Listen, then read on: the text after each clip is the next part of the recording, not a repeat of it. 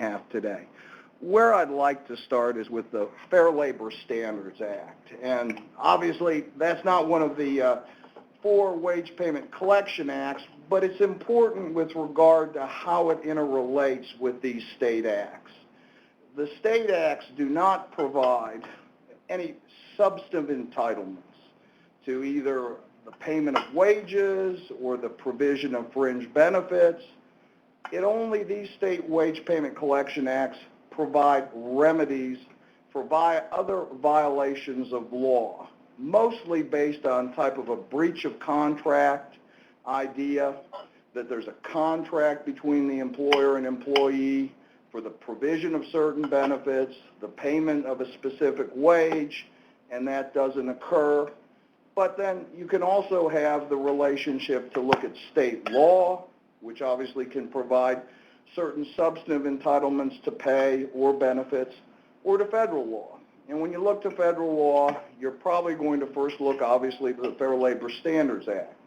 And as we'll go through it, you'll see that that's one of the more controversial areas as to whether the Fair Labor Standards Act can actually be used by these wage payment collection acts and provide its own remedy for a federal statute, which obviously has different remedies within it and obviously different procedural provisions within it than the State Wage Payment and Collection Act. So if we start with the FLSA, and we can go to the first PowerPoint, is that one thing that it's important to recognize is the FLSA is a little bit more limited than you sometimes think. There's 2 main provisions in it. Substantive provisions or requirements with regard to employers. The first one is, I guess it's not coming up, so I'll just go through it, and if we, there we go. And as you'll see in this first PowerPoint slide, these are the 2 substantive requirements of the Fair Labor Standards Act. The first one, 29 U.S.C. Section 206, is that you have to pay each of your non-exempt covered employees $7.25 per hour. That's the minimum wage provision. The second substantive provision, 29 U.S.C. Section 207, is the overtime provision. That is that you have to pay, again, these are non-exempt, so what that means is they're not subject to the administrative, the executive, the professional exemption, basically those managerial employees who are paid salary. But for those hourly employees, they have to get 1.5 times their regular rate of pay for work over 40 hours. Those are the main substantive protections. And it's important to recognize the limitation then in that is that if you have a part-time employee, and I had a case probably 16, 17 years ago in federal court, a large case which dealt with delivery drivers, and you had a variety of folks who were part-time employees working 25 to 30 hours a week. They had claims there that they were basically having to work off the clock or having to work 15 minutes after the shift, and that they had already clocked out and they weren't getting paid for it. Well, they were getting paid so much because they were subject to a union agreement anyways, in over $10 an hour, that even if you added, say to 25 hours, 2 additional hours of work each week, they were still well above the $7.25 minimum wage. So there was no violation of Fair Labor Standards Act. So what that just says, importantly, is that, it's not there to basically be a catch-all remedy for any type of hours of work that's not paid. Now, obviously, once you get to full-time employees working over 40 hours, well, even 15 minutes then is probably 15 minutes then that they would have gotten extra at an enhanced rate of 1.5 times. So those individuals will have protections. But the individuals who fall outside the 40 hours, unless basically that additional time brings them below the minimum wage requirement, there's no violation. So we start with those 2, and the other point, and I think it's at the bottom of that PowerPoint slide, is this idea that it's not a general collection mechanism for wages paid. FLSA also doesn't provide any type of fringe benefits or remedy for any fringe benefits that an employer provides. So we start with those as the two substantive provisions of the FLSA, and then we, as we move on, and since the PowerPoint's far enough away from me, I'll at least look at what I've got on the slides. But as we move on with regard to the FLSA, the question we have, most of these wage payment collection acts are basically aimed at getting wages promptly paid. So the question comes, does the Fair Labor Standards Act have any prompt pay provisions? And there really are no explicit prompt pay provisions in the Fair Labor Standards Act with regard to when you pay for minimum wages, with regard to when you pay for overtime pay. But the courts have interpreted, and there are some administrative regulations with regard to overtime pay that do deal with that, and courts have said that there is an implicit prompt pay requirement within the Fair Labor Standards Act. And actually, it's kind of a timely subject right now, the prompt pay requirement. The first time I ever, and there's a dearth of case law here, because you've got to remember this idea of minimum wage. If you get paid every 2 weeks, every semi-monthly, monthly, whatever, on a regular payday, it's probably going to be difficult to say at any one time you're not getting paid your minimum wage. Where the prompt pay requirements have really came in historically is where an employer stops paying wages. And the first case, and this when I was a younger lawyer back in the early 1990s, is that California went through a variety of budget crises. And they had a law in place where they would not pay their state employees if they didn't have a budget in place when a new fiscal year occurred, which is obviously kind of reminiscent of what we just faced on the federal level. So they went through, and at some point they even started paying IOUs to their employees.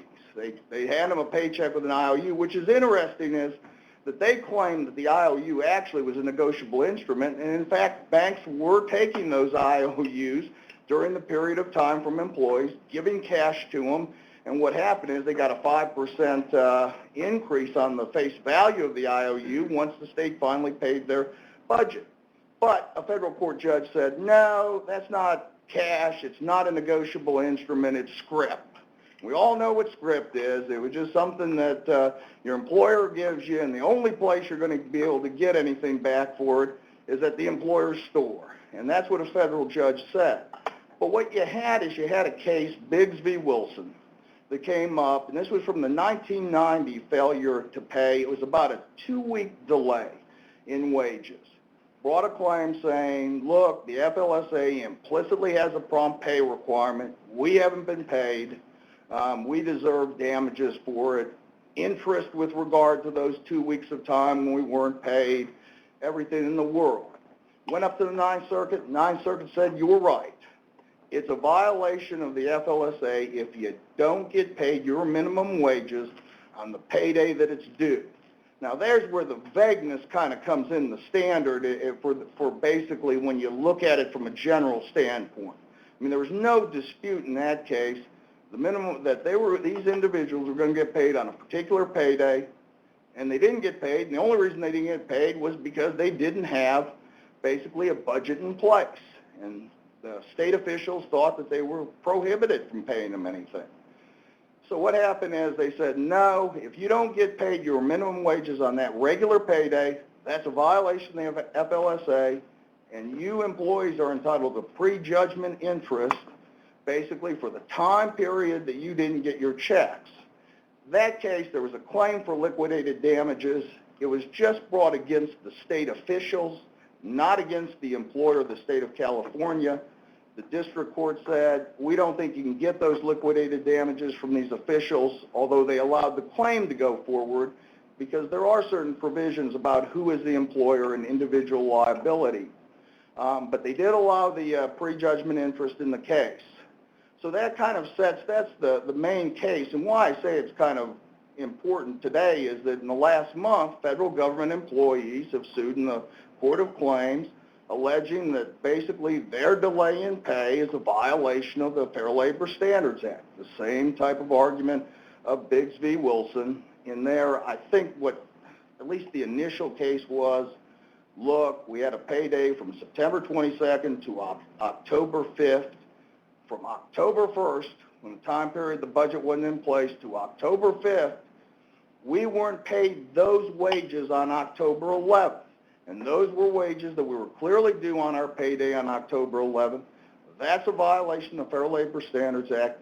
We should get damages for that time period until we're paid. So why I kind of bring that up is, and one of the things that I've seen in the last year a couple of times is these ideas that when we have employers who basically have technological issues, say computer upgrades, things like that, particularly one with commissions, I've seen it, is that this idea is that I've seen them try to use these ideas of technological change as an excuse for not making payments under the Act. And what I want to say is there's no excuses. There's none at all, basically, for that underlying violation. Some of these statutes provide for liquidated damages. Some of them have a good faith requirement. Maybe with regard to that, and certainly you have catastrophes that occur at times where you might have that, but these statutes at least are generally a strict liability statute. If you don't pay on time, you're going to be liable for the wages. You're probably going to be liable for attorney's fees and costs. Ohio really is the only statute under its Prompt Pay Act that doesn't appear to allow attorney's fees. All the other statutes do. Fair Labor Standards Act does. So that's just important to remember. Now the other thing, and why I'm kind of focusing on the FLSA prompt pay requirement, you'll see in a minute when we talk about West Virginia law. But we'll go to the next slide, and I told you that there's case law mostly out there, but the FLSA does have, the Department or Division of the Department of Labor, has some basically interpretive rules or regulations with regard to when overtime compensation is paid. Again, there's a certain vagueness to them. I mean, here it says you don't have to pay overtime compensation on a weekly basis, and there's nothing in the FLSA that deals with frequency of pay, whether it's a weekly, monthly, semi-monthly, nothing there. But what there is that basically it says the regular payday for that pay period, you have to pay wages. With regard to overtime pay, and as you'll see in this regulation, they're a little bit more vague. Maybe you can wait to the next period if you're not able to determine what that overtime is. But why I even say it from the start is vague is like, we'll go with Ohio and use that as an example. Ohio has a payment statute, the Prompt Pay Act that I mentioned before, that says that normally you pay 2 times a month. You pay basically by the 1st, and when you pay by the 1st, you're paying wages for basically time that was worked from the 1st to the 15th. So I'll use this word hold back, and what I mean is how far back you have to look that you can kind of, basically you can kind of look backward and say, well, I'm paying today, how far back do I have to go and pay wages? Because clearly, it's going to be difficult for me to pay wages that were accrued tomorrow, for yesterday. We'll talk about situations where employers try to do that, but I mean, the law recognizes in all these states at least that, you can have some period of holdback. With Ohio, it's a full pay period. Basically, you pay for the last pay period. You get paid on the 15th. The 15th is for the preceding second half of the month. You get paid then on the 1st. That's for the preceding first half of the month. So you have that holdback. I don't think there's anything in the FLSA language here in this regulation that would say that's not the appropriate payday. It could be 3 weeks ago for what was basically earned during that pay period based on state law. So I don't think you're ever going to get in trouble with these pay provisions under the FLSA if you comply with state law. We'll give the example of West Virginia where that may be difficult. And why don't we go then to West Virginia first, because West Virginia has the most, what I will say, the most complete law. because there's many more cases in West Virginia on wage payment collection probably than in all these other states. And it also has the most stringent law. And it starts with its stringency just where how it pays employees regular wages, is that you have to pay every 2 weeks. And again, that's the shortest frequency. No one else has a 2-week provision. Everyone else, in fact, are basically semi-monthly. Kentucky, Ohio, Pennsylvania, all are semi-monthly. They'll even, in some of the states, they even allow for the possibility of agreement or custom, or if when you were hired in Pennsylvania, you might even have a longer period of time. West Virginia, it's biweekly. Now, there is a provision that you can petition the Division of Labor for a special agreement to pay longer. Really difficult to get. You need to show a compelling good reason, basically. They're going to give notice to all your employees, going to hold a hearing. Anybody can come in and object if they think they should be paid. They want to be paid biweekly. I know that there's been a few over the years who could show a good reason, but I'll just say extraordinarily difficult to get a special agreement, and so really it's 2 weeks. The biggest problem, even bigger than the 2 weeks, is this idea it's a 5-day holdback. And again, that's the shortest holdback period. Ohio has basically a full pay period. Kentucky actually has 18 days. Pennsylvania has 14 days as a default, but basically says you can have a longer period of time by agreement. So again, up to and including the 5th day before the regular payday causes a lot of folks problems. It causes problems for another reason, because West Virginia is basically a direct deposit. They have a provision with regard to direct deposit is that it's not mandatory. The employer cannot require payment through direct deposit. So if the employee won't agree to have direct deposit, they have to get a physical check every 2 weeks, which obviously with a lot of rural locations here in the States, difficult to do, difficult then to comply with this 5-day holdback provision. So that's why what I'm going to talk about in the FLSA will at least you'll see why we'll have employers come to us with this concern. How are we going to comply with this? Overtime pay particularly, a lot of times, it's not scheduled. Management has to improve it. A lot of times it's separately submitted by the supervisor after he signs off, so a lot more difficult. Go to the next, and starting down this road to explain what you might do in West Virginia with the 5-day holdback with regard to payment purposes, we've got to kind of take a step back. It's a step that we'll deal with in all the states, but it starts basically with the liquidated damages provision. And one of the provisions we also have the most stringent liquidated damage provision, but it is actually, there's a limitation to it that we'll talk about right now. And that limitation is that you basically, the liquidated damages under our statute says that if you're not promptly paid within the time you're terminated, so basically all it deals with is the prompt pay of a terminated employee. It doesn't deal with prompt pay on a biweekly basis. So that's the one good thing basically we have from a statutory standpoint. And so we start with that, but again, it's the highest liquidated damages that we have. It's 3 times basically the unpaid amount. So it's higher than treble damages.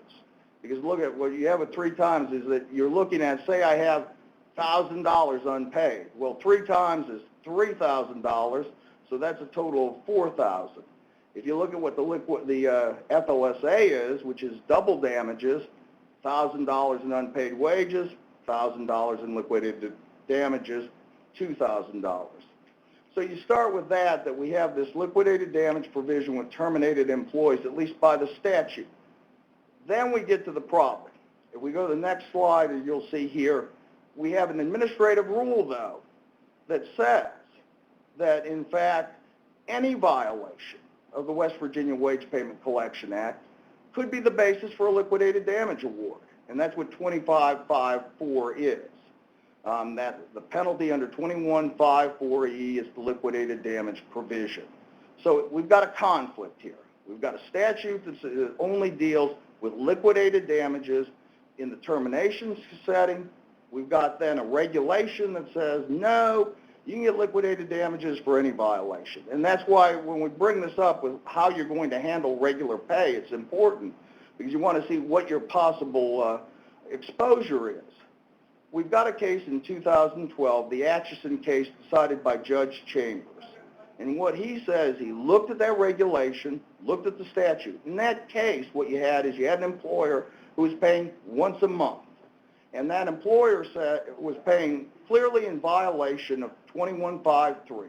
Wasn't paying on a biweekly basis, paying once a month. The question is, what type of remedies could the employee obtain in that? One, asked for liquidated damages, said, look, here's this administrative regulation. And in West Virginia, this is a legislative rule. It's a little bit more than just an interpretive rule by the agency. It goes through the legislature, goes through the legislative rulemaking committee. So there's some past cases out there in West Virginia law that says, hey, this is almost the same thing as having the legislature decide it. Well, he looked at that and said, well, but basically in the last 3 or 4 years, we decided a case, the court decided a case in the antitrust context. And what they said there is that no, legislative rules aren't the same thing. They may have the force and effect of law, but they're not the same thing as legislation. And to the extent there's a direct conflict between an administrative rule or regulation and the legislation, then the statute controls, the administrative regulation is void to the extent it's in conflict. And what he says, hey, 2154 says in the termination context, the administrative rule, the legislative rule here is void to the extent it says any type of violation of the regulations, which would be the failure to pay on time every biweekly, that doesn't control, there's no liquidated damages. What then he looked at, and it's even more important, is he said, well, is there any claim here?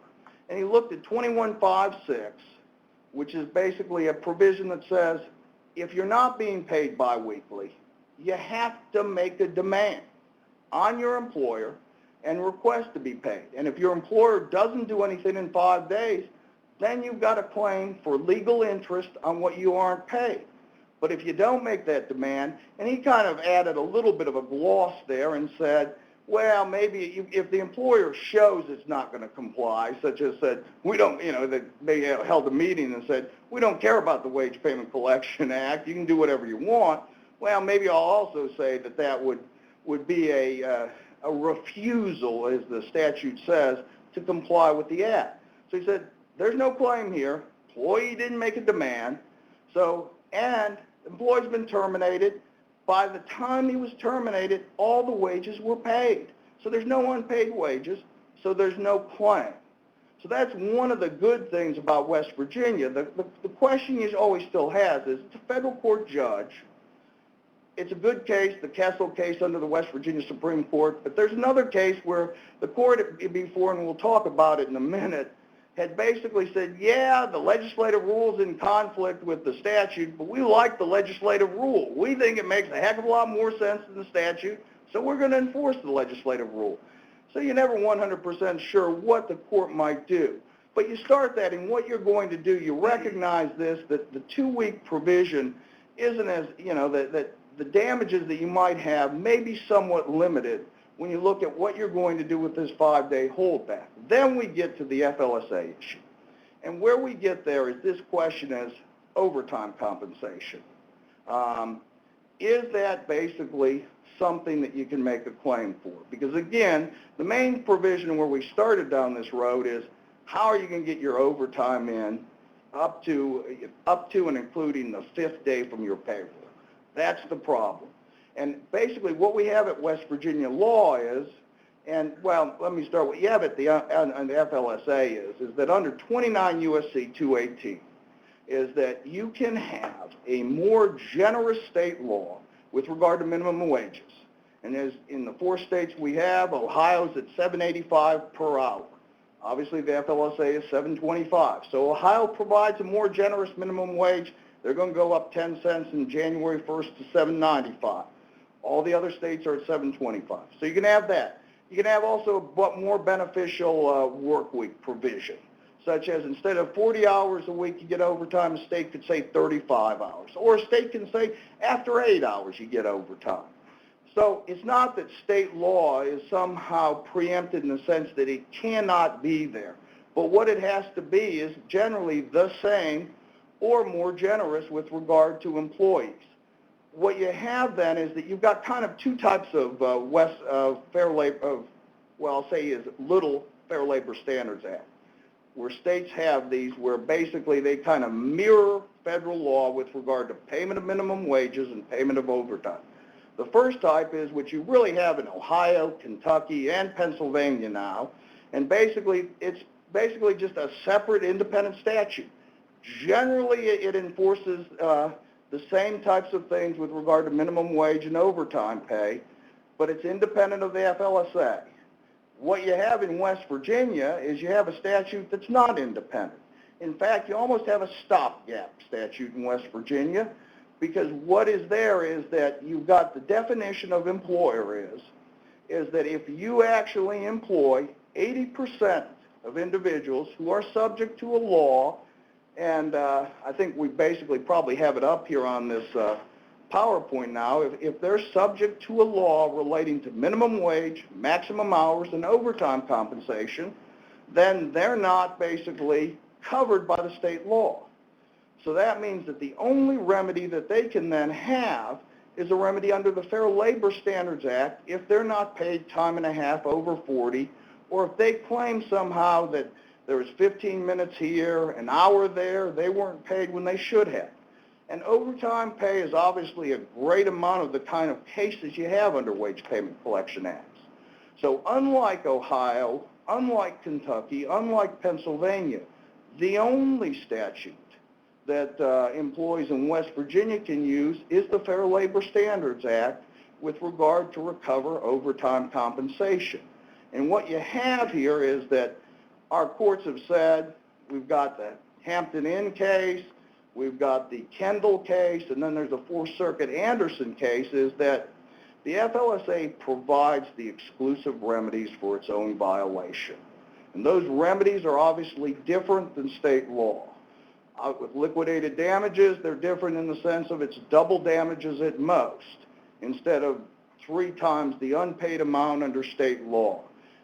The liquidated damage provision under state law is a strict liability standard. Basically the only one of all these states and in federal law. If you violate the statute, then you're responsible for liquidated damages.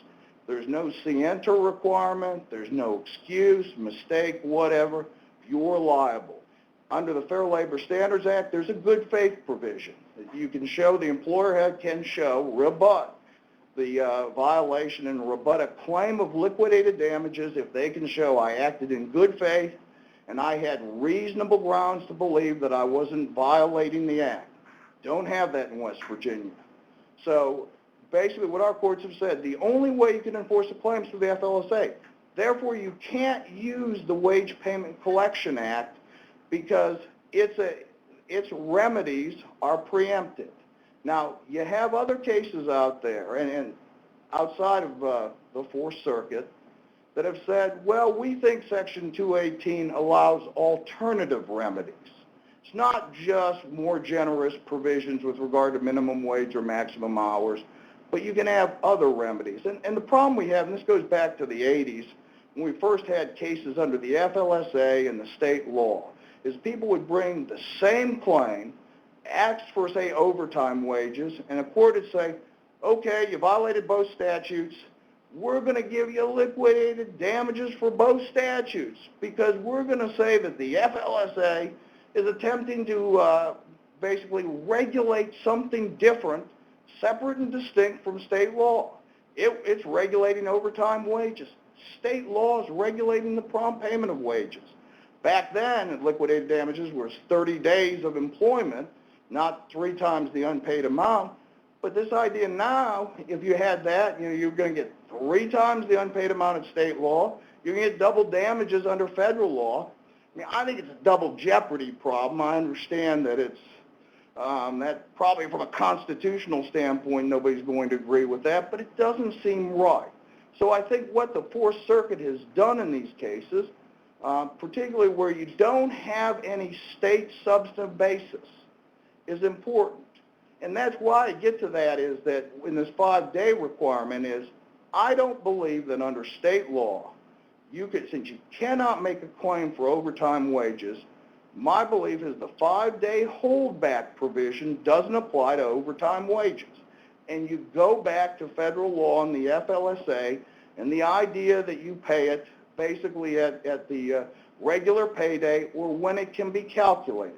Therefore, I think if you have a policy that would be articulated to your employees, and again, it would be based on some type of rational basis about, you know, when you can calculate overtime, that you can go past the 5 days.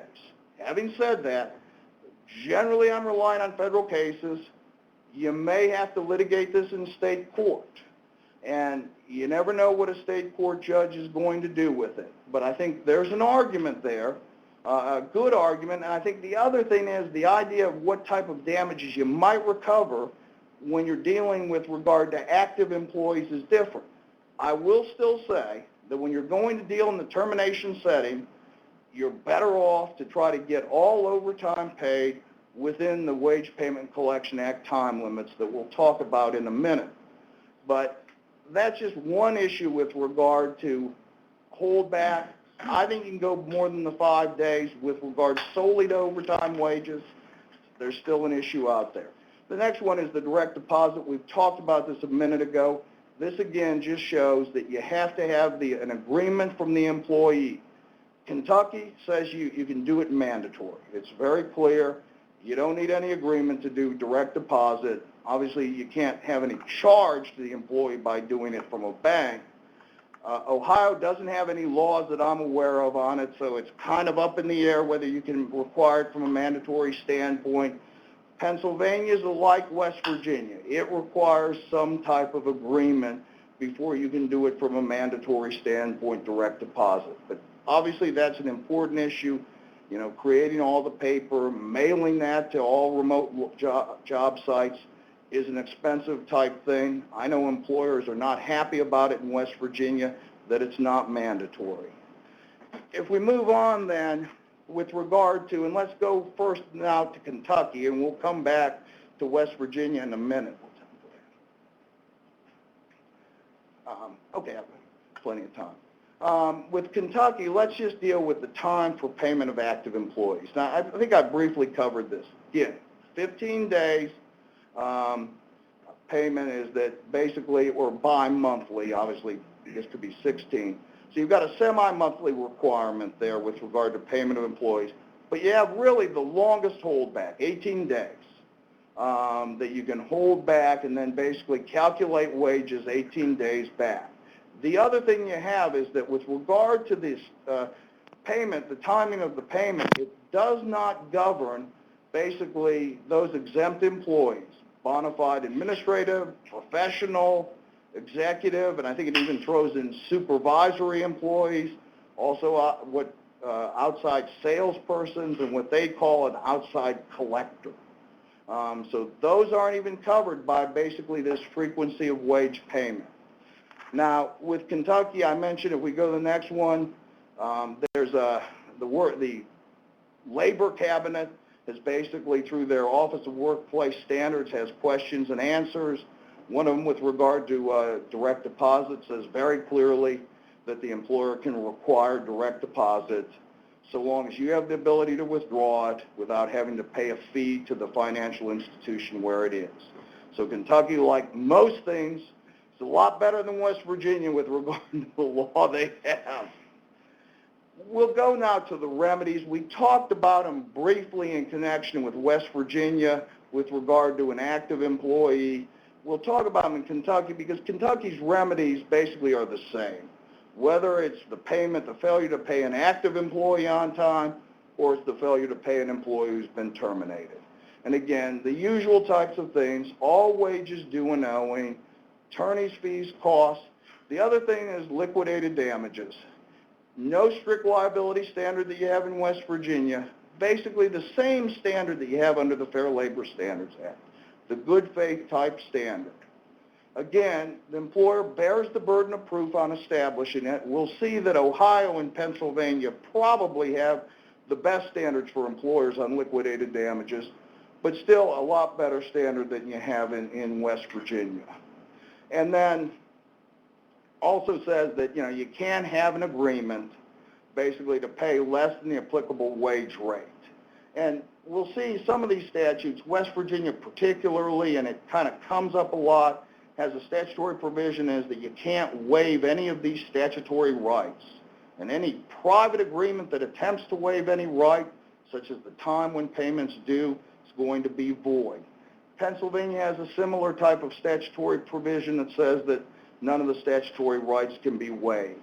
One of the issues I also want to cover briefly, just because I think it's kind of important so you understand now, a lot of the wage litigation in the last few years has turned to class actions.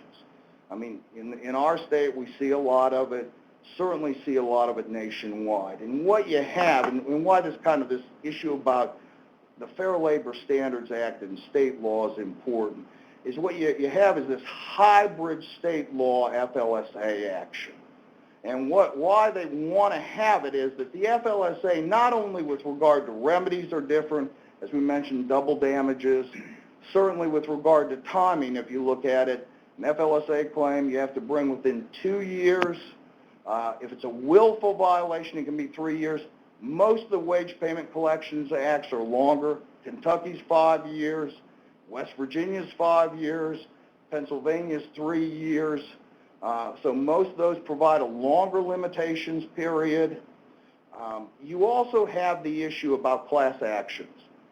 In the 1930s when we had, or probably the 1940s, when basically the Supreme Court kind of opened up the FLSA to any kind of pay with regard to any type, when you stepped on the job site, you started to get paid. And basically we had this huge rush of lawsuits. Within a year period, there was in the federal system like 1,000 to 2,000 new suits. Congress stepped in and made the Portal to Portal Act that kind of, started to regulate them. One thing Congress did with that is basically change how class actions were done. And on the FLSA, a class action is an opt-in class action, which means that once somebody files suit, the employee doesn't get in the suit till he files a written consent. He or she files a written consent. And what really the statute of limitations isn't even told on that employee. Even once the suit's filed as a collective action under the Fair Labor Standards Act, it's not told until that time. Under state law, basically the federal rules of civil procedure and most of the other state laws, including West Virginia, it's an opt-out. And what an opt-out means is that you actually, when you get a notice, you actually have to send in and say, I don't want to be part of this lawsuit. And what that means is why they want this state lawsuit is they're going to get a heck of a lot more people with regard to plaintiffs. And that's going to be larger damages, larger attorney's fees. There was one study done that said, where you have an opt-in, they think that the statistics showed between 15 to 30% of the employees actually opted in. It's a heck of a lot less than 100%. So if you start adding large numbers together, you can see how important it is to have an opt-out state class action there. So there's been a lot of litigation on this. That's why in West Virginia is the one good thing. You have the argument, at least with regard to overtime pay. Certainly you can have other issues like minimum wages where it can be different, or with regard to just some type of general failure to pay, you might have difference. But, in Kentucky, Ohio, we see large class actions. We see courts allowing them. In Kentucky, there was a decision out in the last 2 weeks that said, no, a state class action and a federal class action are not incompatible. You can both go through. And basically, I think those courts are going to allow and have allowed, basically whatever damages you can get under both statutes. So, I mean, this is this class action area, and I'll make a couple suggestions at the end for it. what you might want to look at is a real problem.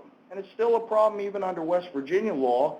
If you've got an employer who's not complying with certain provisions with terminating employees, and you got one plaintiff there, and they say, hey, I'm going to bring class on everyone else, including this one employee, and you're going to be involved in a large-scale case. So if we move on then with regard to Ohio, and we get to the payment of wages, we're dealing again, which I mentioned before, the Ohio Prompt Payment Act. And again, what you got is basically a full payday holdback here. Is that again, semi-monthly pay, and then you really have a fair amount of time then to calculate whatever wages are due and owing.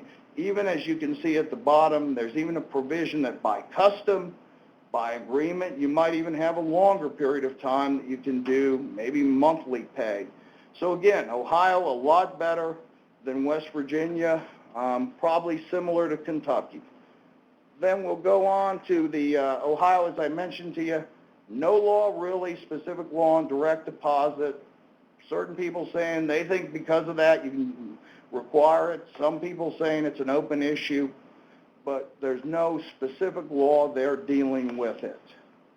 And then the liquidated damages provision of Ohio law, and it has some similarities to Pennsylvania law. And one thing I need to say, Ohio is one of the only states that does not have a separate Wage Payment Collection Act. So what you have under Ohio law, and again, you have basically one remedy, whether you're not paid as a regular employee or whether you're not paid as a terminated employee. And again, it's fairly liberal for the employer because it's only after 30 days of being unpaid. And again, you already have this holdback period. You got to wait 30 days. And again, that's if it's subject to a regular payday. If not, it's 60 days. If you have that, then you have liquidated damages. But what liquidated damages are is it's either 6% of the unpaid amount or $200, whichever is greater. The biggest problem with that is that there's a dispute. You don't get liquidated damages. All there has to be is the employer is disputing. Now, the Sixth Circuit has said in one case, yeah, it says dispute. We think you can, what I would call, do a soft look at it and say, if the employer really said we owe this money and then they just went to litigation 3 days later and said, no, maybe we're going to say that that's not a dispute. But it's clear from the cases it's a real soft looked at dispute. If the employer has anything to say, you're not going to get liquidated damages under Ohio law. So as I said, this really, from an employee standpoint, there's not a whole lot of teeth with regard to the liquidated damage provision. Again, you can recover unpaid wages, but in the Ohio Prompt Pay Act, there's no attorney's fees or costs. Go to Pennsylvania with regard to the payment of active employees. Again, it's kind of interesting. You've got a 1913 statute that says that basically, again, bi-monthly pay does say that you might have a different time period if you basically stipulated during the contract of hire to some longer period of time. Then we have the Pennsylvania Wage Payment Collection Act that was enacted in 1971 that talks about not the actual time of payment, but basically the holdback and what needs to be paid. And again, as you can see from the holdback provision, you can have it by agreement. If you don't have it specified a certain time, 15 days. Again, there's an explicit mention of overtime wages. Can be payable at the next succeeding payday. Again, gives you some time to calculate those wages. So again, a lot more lenient towards an employer than we see, particularly in West Virginia. Get to direct deposit. The statute's kind of a convoluted one that even provides for some type of written request by the employee. Then a written agreement needs to set forth the terms and conditions. So like West Virginia, again, an explicit requirement for a written agreement before you can do direct deposit. As we go on, the remedies for unpaid wages, again, unpaid wages, Under Pennsylvania, you have cost and attorney, reasonable attorney's fees. Liquidated damages, a lot like Ohio, a little bit higher and a little bit more teeth in the sense of instead of 6%, it's 25% of the total amount unpaid. Instead of $200, it's $500. Again, 25% of the amount of unpaid wages or $500, whichever is greater. Still not probably a large amount. The one thing it does say with regard to instead of a dispute, and just using that terminology, it talks about a good faith dispute. So again, I think basically there's a little bit higher standard for an employer to meet. I mean, I think it's near impossible in Ohio. Never saw any liquidated damages cases. I'm probably sure there is.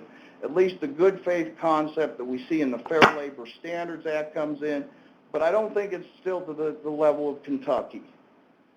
So again, that's for active employees. Let's turn to terminated employees. And when we look at West Virginia law, again, when we start dealing with terminated employees with the most stringent standard from an employer standpoint. Up to this summer, it was basically you had to pay discharged employees within 72 hours of their termination. The West Virginia legislature, again, somewhat of a hue and cry of the business community saying that's not enough time because it's not just wages you need to pay here.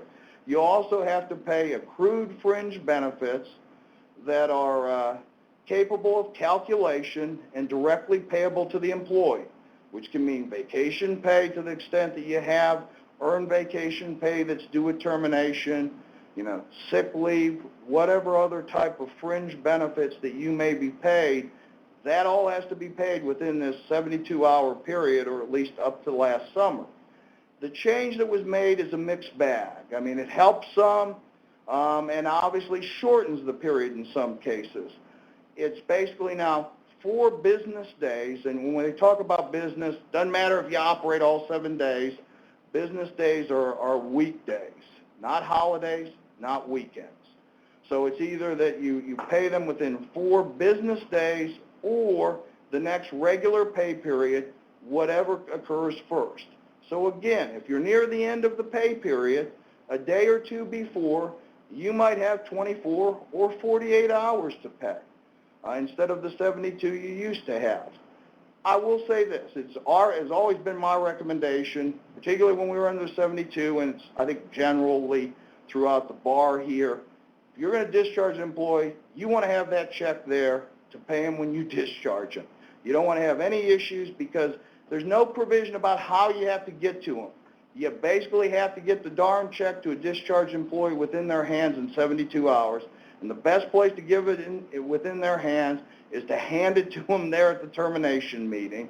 And even if you have to, suspend them pending an investigation while you get the check together, better off doing that.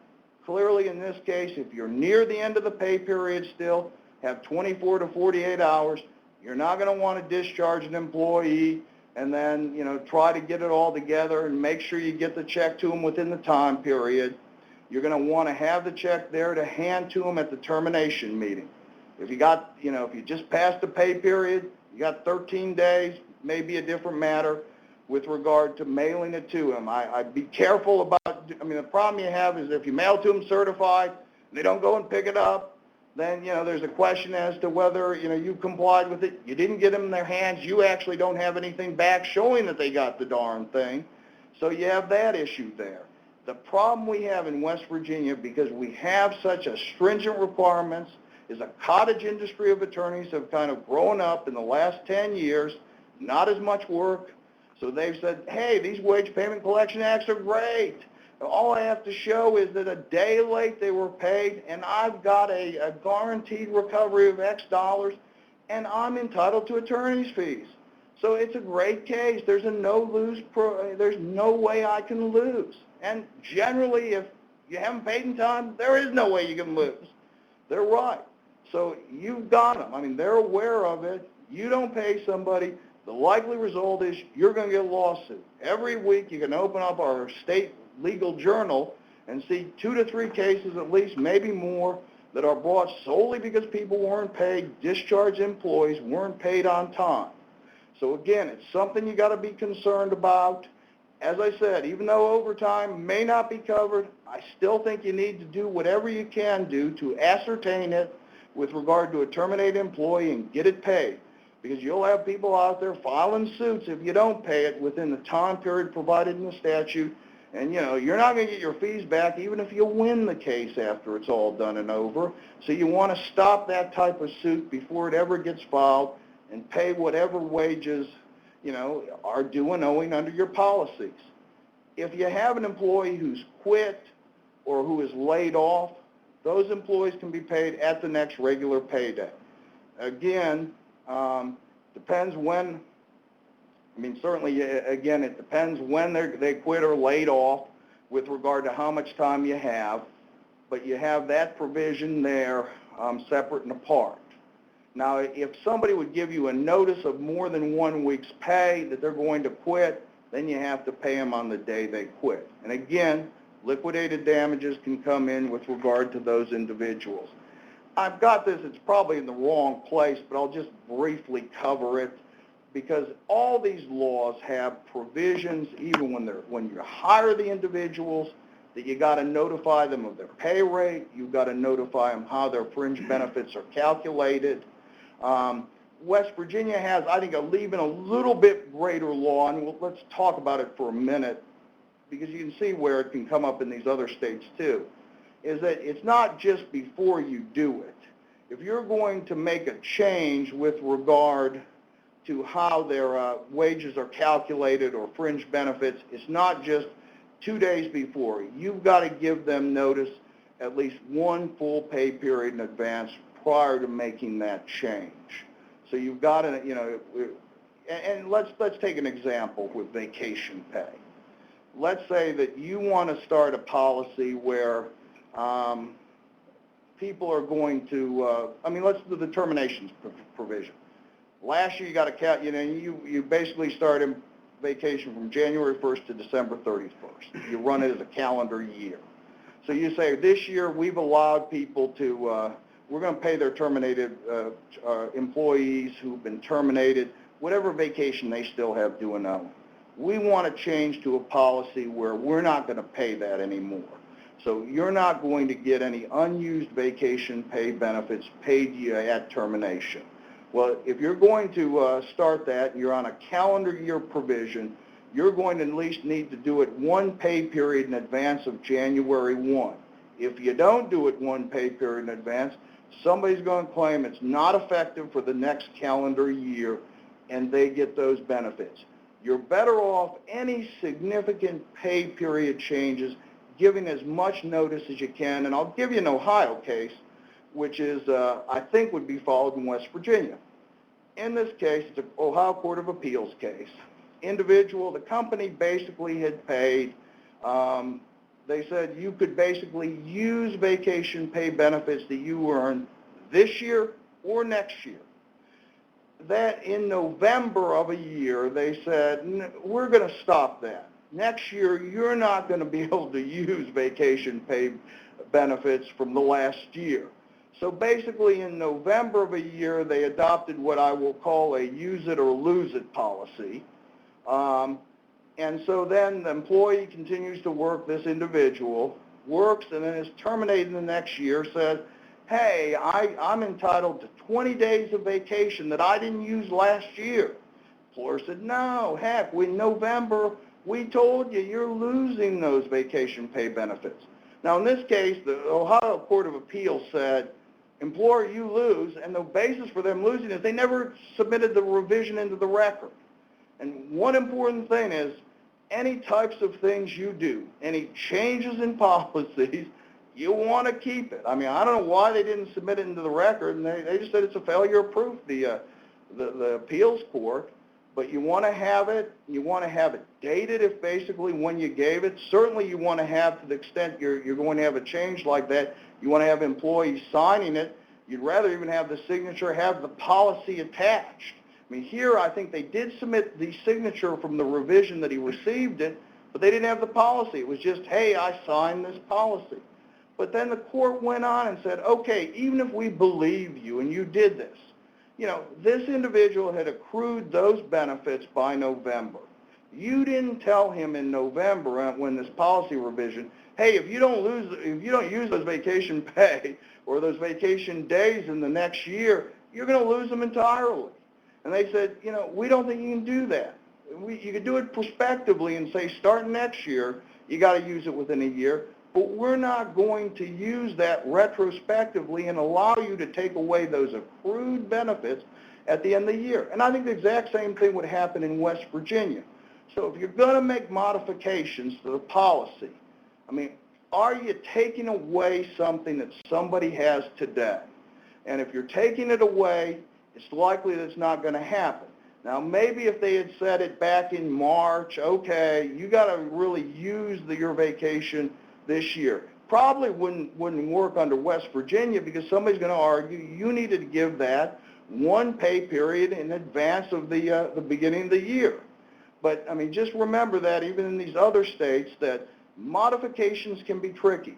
Now, generally under modifications, and I think this would apply in all these states, is that it's kind of a unilateral contract because these are by employment policies you have, and courts, even West Virginia court will say that you can revise them by just issuing a new policy, again, complying with the timing requirements, and basically the employee accepts that by continuing to work. Because most of these times you don't have a written agreement, it's the employment policies that create the obligation. And you'll have just a boatload of cases out there, more outside of West Virginia, in Ohio, Kentucky, even Pennsylvania, where people say, hey, I know the policy was in there, my employee handbook, but hey, there on page 1, there's this prominent disclaimer that tells these individuals that you don't have any rights in this contract. You're an at-will employee. So basically this handbook doesn't say it create anything. It's just gibberish, guidelines, whatever. Well, courts with regard to, well, they'll enforce that with regard to employment at will. They're never going to enforce that in the fringe benefit area. They're going to say, even if we say that you didn't create some type of contractual employment relationship, we're going to find it enforceable. Generally, they'll find it enforceable because all these laws say you got to tell the employees at the beginning of employment how you're going to pay them, what their wage weight is, how you're going to calculate these fringe benefits. That's what you've done. I mean, West Virginia, to really have an enforceable disclaimer, we've got the Williams v. Precision Coil case. You basically have to tell people that, you know, this handbook doesn't provide you with any rights.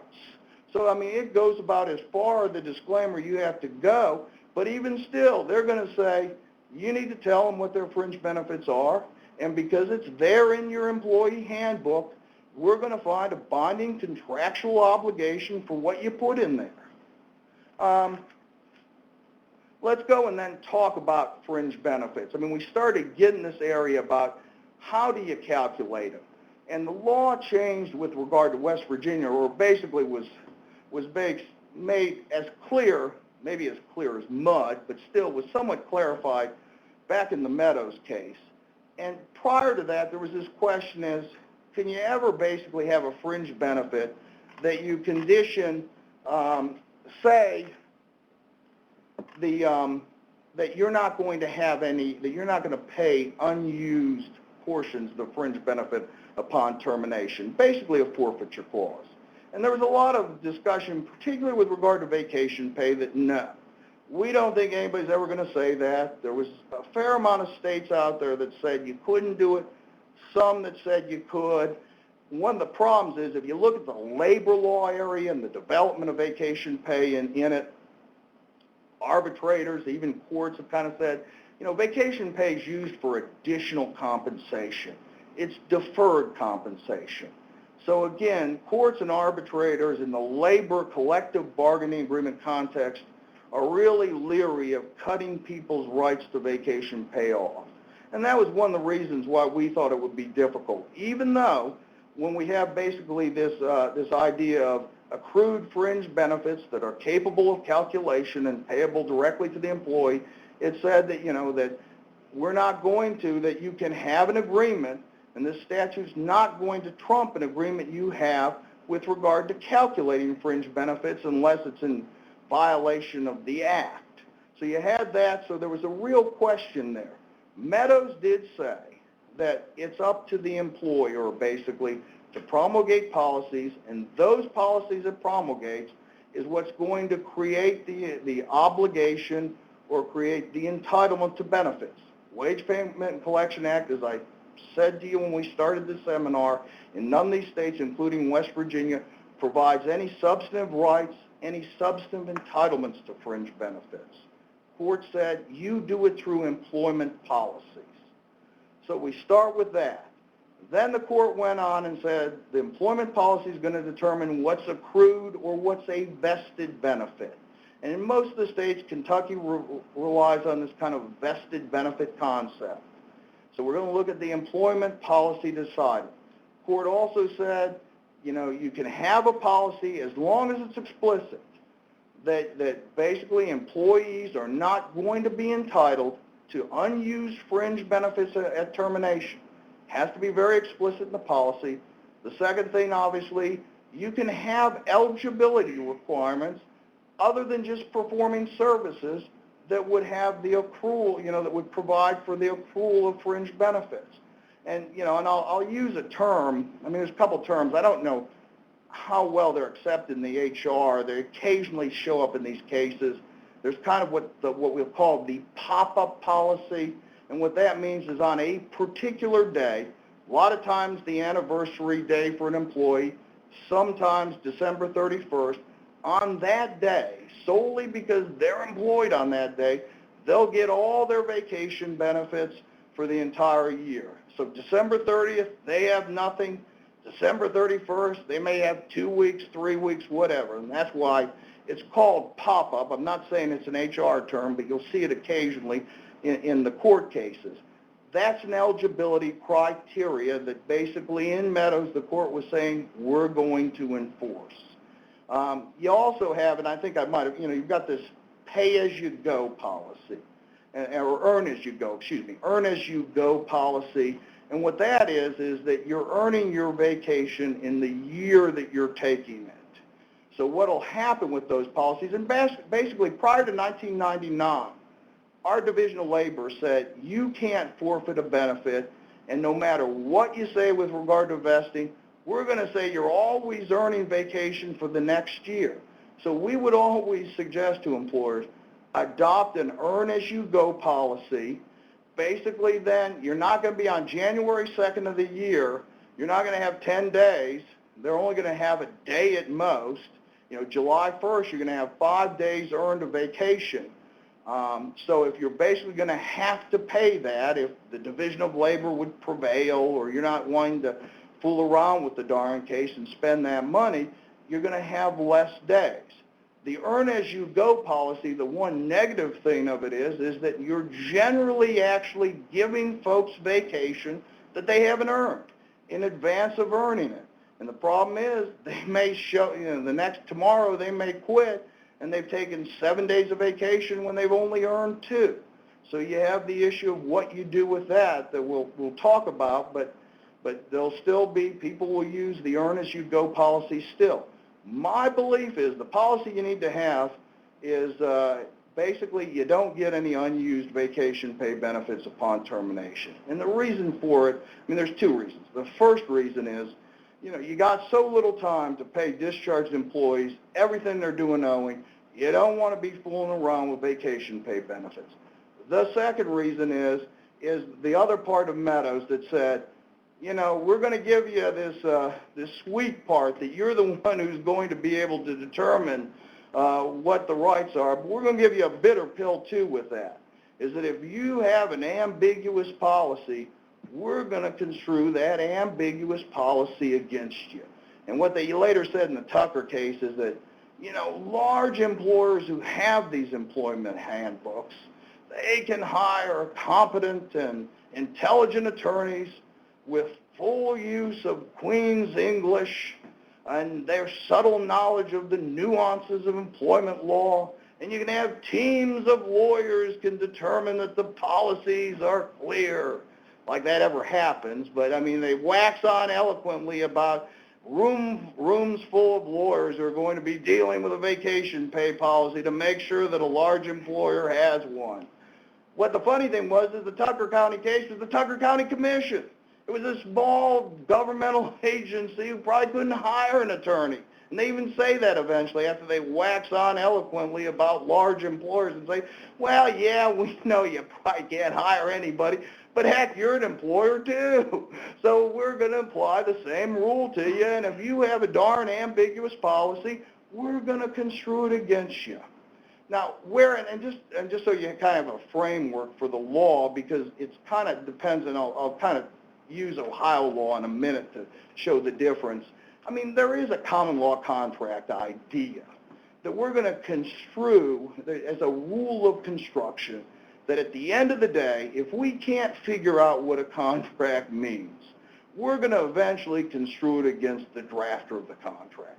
And if there's two reasonable meanings there, one where the guy who didn't draft it can argue, one the person who did draft it can argue, at the end of the day, we're going to give it to the person who didn't draft the contract. But that's a rule of construction, which is the last thing. It's kind of the tiebreaker, the flip of the coin, if you're dealing with regard to sports. And finally, we've done everything we can, so we got to decide who's going to get in the playoffs. That's what we're going to do if you're not going to play a game. I mean, that's what it is in common law contract. We're going to allow parole evidence in first, let the parties testify as to what the negotiations were. We're going to use rules of interpretation, which basically have been conducted to look at the language and try to ascertain the meaning of what the parties wanted. We're not going to look at a rule of construction which is only concerned with the legal effect. We don't care what the parties intended. But what we've done in the Meadows case is we're going to say that's the primary rule, that the first thing you look at is who drafted it.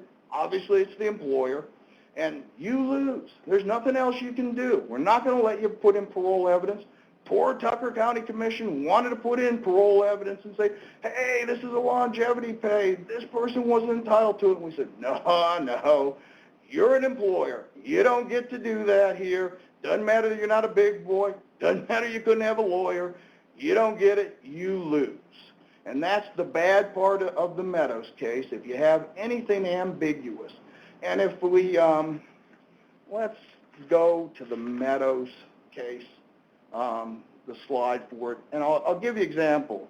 Because of this rule of ambiguity, you don't want to open up the possibility that somebody can get vacation pay benefits.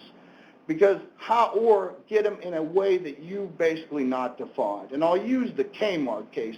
The Meadows case actually was 5 cases consolidated together. And the court ruled on each of them. Kmart was in one of them. Kmart had a vacation pay policy. The court found ambiguous. And what Kmart's policy is that they had first that you had to be there a year to get any vacation.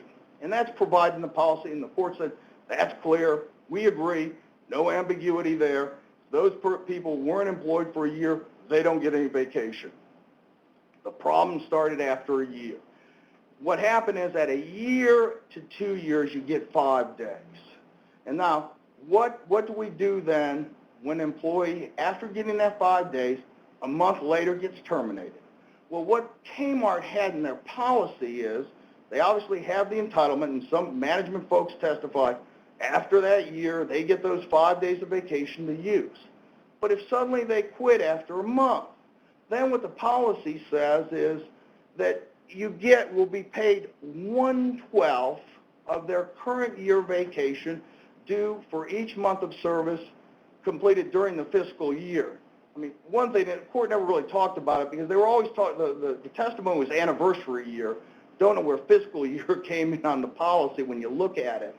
But here was the problem that the court said. I mean, kind of this is a pop-up policy. 1 year service, you hit that, you get your 5 days. You were going to determine vacation on the anniversary date. But then what we're going to go is, we're going to go to what I would would characterize almost as an earn-as-you-go policy with regard to termination, because you have these 5 days. So what their testimony was, yeah, we know we gave you 5 days, but if you only worked a month more, you got basically 1/12 of 5 days. You didn't get 5 days and something else. And what the court said is, you're not really saying what happens to the 5 days.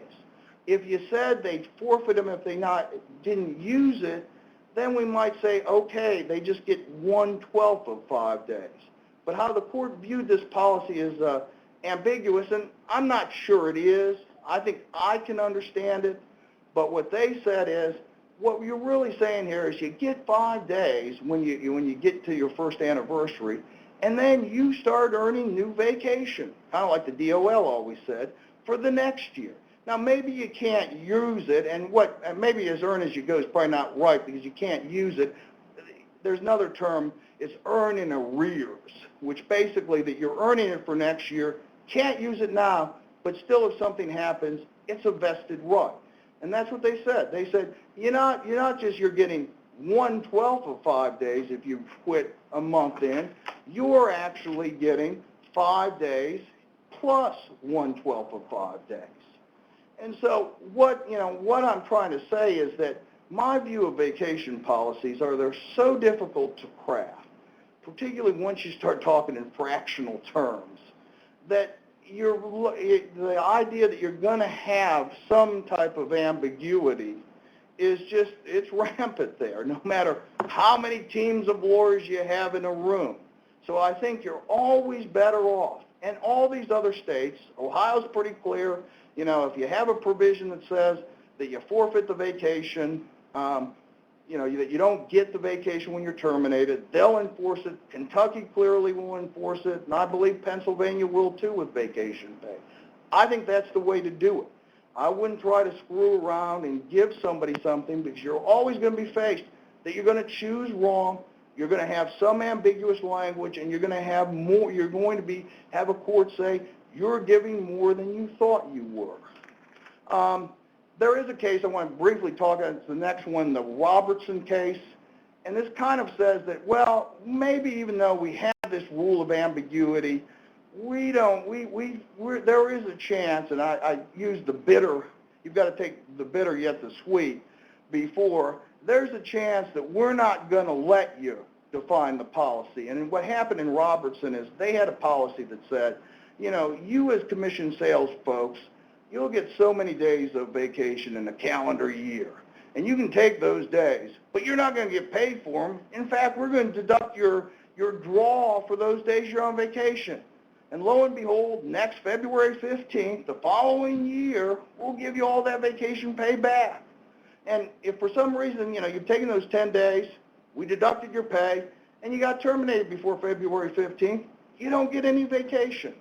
So what the court said is, they never said, in looking at the policy, there was no ambiguity. The court explained it perfectly, but they didn't like it. From a substantive standpoint, they thought it was too much. So what they find the ambiguity is in the statute and said, well, it says accrued vacation. Well, an employee would believe he had accrued vacation if he was able to take a vacation day. Well, that's not the issue. The question is does the policy create a right? And the policy is pretty clear. You can take the days, but you don't get paid till February 15th. So there really wasn't any ambiguity in the policy. The word accrued was never used. But it's clear from a substantive standpoint, they didn't like it. And that's why they basically said, this goes too far. You've got to pay them on the day or the pay period that they basically took that vacation. So again, even though you have this right to create policies, there is going to be some type of rule of reason there. And I think the other states would find it. Briefly, let me kind of talk about Ohio in a case to show a little bit the difference that Ohio does to West Virginia, and probably then the difference that these other states would also adopt. There's a case within Ohio, and I think we can turn to the facts of it on page 27 of the, and what I want to say is that this was a weird case because the employee actually put together the pay package. And there became a dispute over it, she was a short-term employee. Actually, the employer, when they hired her, knew that she was pregnant and she was going to go on maternity leave. She came up with this policy. The employer made one simple change to it, basically, that she'd get a raise based on performance. But in the policy, there was the idea that she would have 8 weeks of maternity leave and 2 weeks of vacation. And the question was, well, was that paid? The employer didn't pay it. The employer said, look, the policy says for holiday, paid company designated holidays. And there's this rule of interpretation that if you have one thing said there and then you have other items which doesn't have that same thing in it, basically maternity leave and vacation doesn't say paid, then that means we didn't intend it to be paid. So they argued that. The employee said, no, you got to look up at the top and say pay package. And based on that, all those categories, maternity leave, holidays, vacation, was all paid. And I just put designated paid holidays to show that those were the employer's holidays. Court said it's ambiguous. Either one could win. What did they then construe it against the employee immediately because it was ambiguous like West Virginia, although probably wouldn't in West Virginia on that case? No, they didn't. So they didn't follow that rule. They followed the contract rule and said, okay, let's take parole evidence. Let's let the parties testify as to the intent. And they found, yeah, the employee made it clear to the employer during the negotiations that she needed paid vacation, she needed paid maternity leave, so we're going to find that. But then there became an issue, look, but she terminated her employment without taking the vacation. And hey, it's silent there as to what happens with regard to when somebody gets terminated, whether they get paid their vacation pay benefits. Just says 2 weeks. And so the court said, well, the employee says with regard to parole evidence is that, well, we never discussed it, but my last employer, we did it that way. Court said, nah, that's not reasonable. I'm going to construe it now against her because there's no parole evidence and she doesn't get paid for vacation on termination.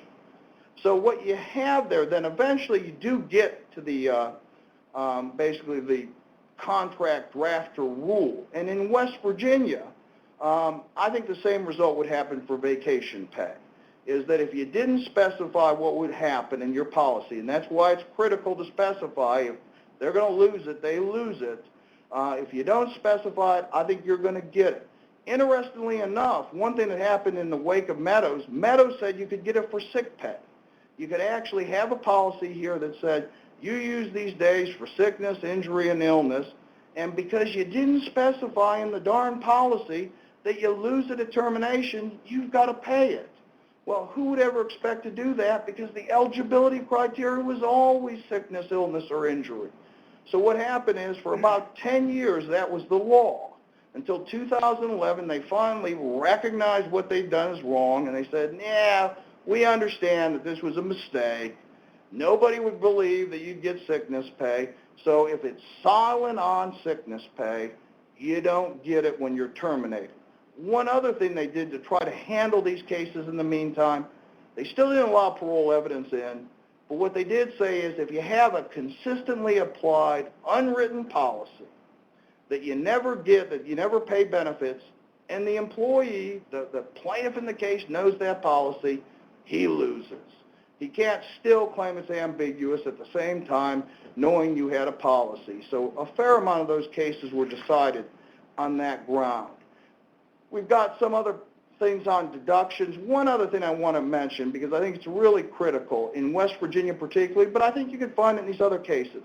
You got to be accurate with regard to your pay stubs and pay information.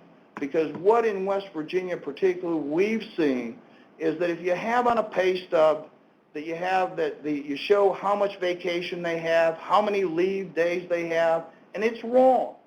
You as the employer is going to be bound by that. You're going to be stopped from saying it's wrong. So when the employee comes in and says, hey, my pay stub said 30 days, he gets 30 days because they're going to look and say, you've got an obligation to tell him what he has. You've got an obligation to make it accurate. So you've got to always look at whatever documents you're giving to your employees and make sure they're accurate. Sometimes this is an area of less is better than more. So you don't want to, the last thing in the world you ever want to give to somebody is some type of inaccurate policy. A couple of things I'll briefly talk about. I told you I was going to about what you could do with regard to this idea of hybrid class actions. Obviously, arbitration provisions.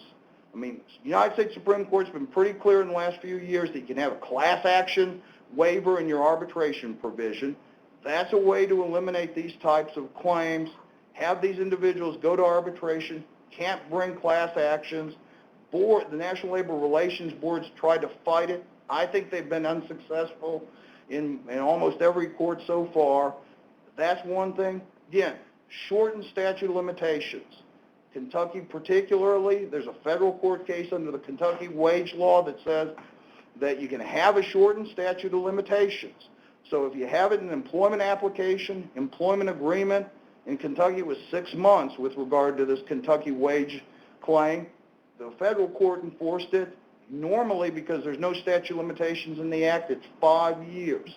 So I think in those states, Kentucky, Ohio, probably Pennsylvania, although again, the statutory provision in Pennsylvania that says you can't waive any rights under the Wage Act may be an issue. But there are other cases in Pennsylvania that has enforced 6 months. Sometimes they've said a year. But in all those 3 states, you have a very decent case law that said it. No case law in West Virginia. I don't believe for a second that our West Virginia court would enforce a shortened statute of limitations with an employee. I think they'd look at the Wage Payment Collection Act and say, says you can't waive rights, even though the statute of limitations doesn't appear within it. I think they'd say that. There is a recent Sixth Circuit case, Boaz, that said under the Fair Labor Standards Act from some 1940s cases, can't waive any rights. So they've said you couldn't waive the statute of limitations. So West Virginia would follow that. They'd also follow this idea. FedEx has been one of the big proponents of these statute of limitations, shortened statute of limitations. They have their employees fill out employment applications, sign employment agreements saying it before they ever get hired, that if they're hired, they're going to be subject to the 6-month statute of limitations. Our court would say there's no consideration for hiring, for basically signing an employment agreement before you're hired. The mere fact you're going to be considered for a job isn't enough. They're not going to enforce it. They haven't enforced arbitration policies that were signed that way. So, I mean, I think we've run out of time without probably covering half.